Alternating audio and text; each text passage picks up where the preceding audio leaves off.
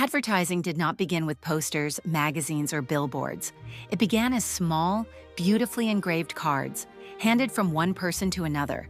But within just 2 centuries, everything changed. Ads moved into newspapers, filled entire magazine pages, entered people's homes through catalogs, and eventually took over the streets with bold, colorful posters. In this video, we'll follow that transformation, from the quiet elegance of 18th century trade cards to the powerful visual world of early modern advertising. The first examples of advertising appeared in the late 1600s and became common in the 1700s. They were small, elegant printed cards used in everyday life in cities like London and Paris. A shopkeeper did not yet advertise a product in the modern sense. He advertised himself, his skill, and his reliability. This is why some of the earliest printed advertisements are known today as trade cards. A bookseller, a hat maker, a saddler, a tea dealer, a perfumer, or a furniture maker would commission a small engraved card to hand to customers. These cards usually contain the name of the shopkeeper, the trade, the address, and an engraved design that immediately explained the business. Because street numbering was still inconsistent, addresses were often written through landmarks and signs rather than numbers.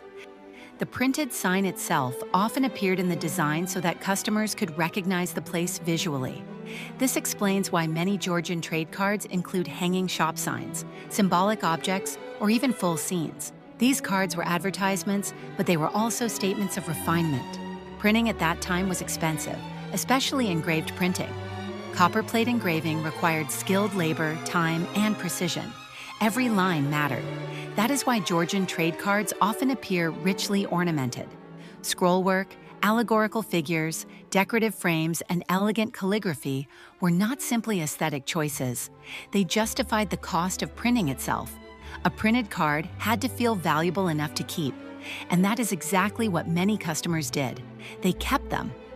A trade card functioned at once as flyer, business card, address reminder, and visual identity. Before logos existed, ornament served as branding. The 19th century changed all of this. The Industrial Revolution transformed printing. Steam-powered presses increased speed dramatically. Paper became cheaper. Print runs expanded. Advertising no longer depended only on hand distribution. It entered newspapers. Early 19th century newspapers often carried dense columns of advertisements, especially in Britain. These pages looked nothing like modern ads. They were crowded, narrow, and almost entirely textual. There were few illustrations because image printing remained costly. In the United States, newspapers rapidly became powerful advertising tools because cities were growing quickly and commerce was becoming national. American advertising language became especially bold, but newspapers still had limits. Paper quality remained modest. Images were difficult. Typography dominated. Magazines changed that. 19th century magazines allowed a different kind of advertisement because they used better paper and more detailed engraving techniques. Publications such as the Illustrated London News, the Graphic, and similar magazines across Europe and the United States opened space for illustrated commercial pages. These advertisements were usually still black and white, as color remained expensive for most of the 19th century. What changed was the role of illustration. Instead of merely naming a product, advertisements now began to show situations. A shoe advertisement did not only present footwear, it suggested style, elegance, and social identity. A corset advertisement did not only state price or maker, it showed posture, silhouette, and ideal femininity. Advertising had begun to sell not simply goods, but ways of living. If antique documents and ephemera interest you, you can find hundreds of vintage illustrations and journal kits in my Etsy shop. The link is in the description. The late 1900s was also the period when catalogs emerged as one of the most powerful advertising forms in history. Catalogs transformed advertising because they brought entire shops into the home. Department stores and mail-order companies discovered that printed pages could do more than announce one product. They could present hundreds of products at once. In the United States, Sears and Montgomery Ward changed advertising completely. Their catalogs grew to hundreds, sometimes over 1,000 pages. They were essentially the Amazon websites of the 19th century. They allowed people in rural areas to order goods by mail. People called them consumer Bibles. A catalog could stay in a house for months. People returned to it again and again. It was not disposable. Families in rural areas who had never visited a major city could browse furniture, shoes, tools, dresses, stoves, bicycles, and musical instruments from home. In Europe, department stores developed similar systems. Paris became especially important through stores such as Le Bon Marché. Le Bon Marché did not simply sell goods. It sold the idea of modern shopping itself. London stores such as Harrods later expanded similar methods.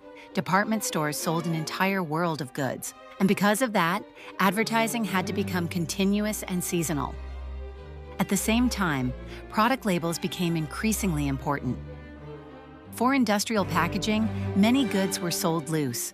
Tea from drawers, soap by cut weight, spices from containers, flour from sacks. The shop itself carried identity. By the late 19th century, factory production changed that. Now goods arrived already packed in tins, wrappers, bottles, and boxes. The package itself became visible on shelves. This transformed labels into advertisements. Bright colors became common because chromolithography made color printing cheaper. Children, flowers, metals, seals, ribbons, and decorative typography became powerful tools. A baking powder label might use cherubs to suggest purity. A perfume label might use floral ornament and elegant borders to suggest refinement. A syrup label might use bright fruit illustrations to signal freshness, flavor, and natural ingredients. The package itself had become a silent salesperson. At the same time, public walls changed too. Posters became the great visual revolution of late 19th century advertising. This happened because color lithography made large printed sheets economically possible. Also, cities became larger, faster, and more crowded. People moved constantly. Advertising had to catch attention instantly. That is exactly what posters did. Paris led this transformation after the urban redesign in the mid-19th century.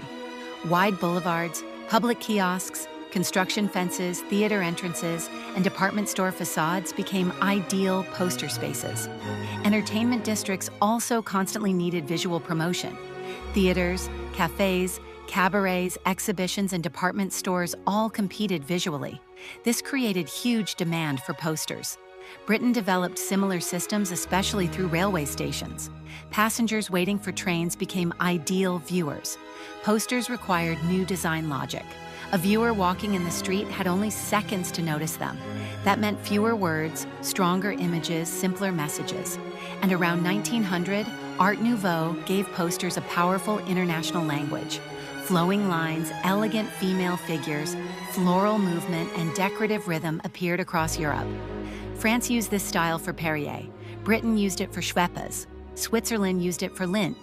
Italy used it for metalware and luxury goods such as Arthur Krupp. Different products, same visual language. By the early 20th century, printed advertising had become fully modern. From Georgian engraved trade cards to Victorian newspaper columns, from catalogs to labels, from department stores to Art Nouveau posters, every new form followed one underlying goal: to be remembered. Long before digital media, printed advertising had already learned how to capture attention, create trust, and turn images into desire. Thank you for watching. Subscribe for more visual histories and see you in the next video.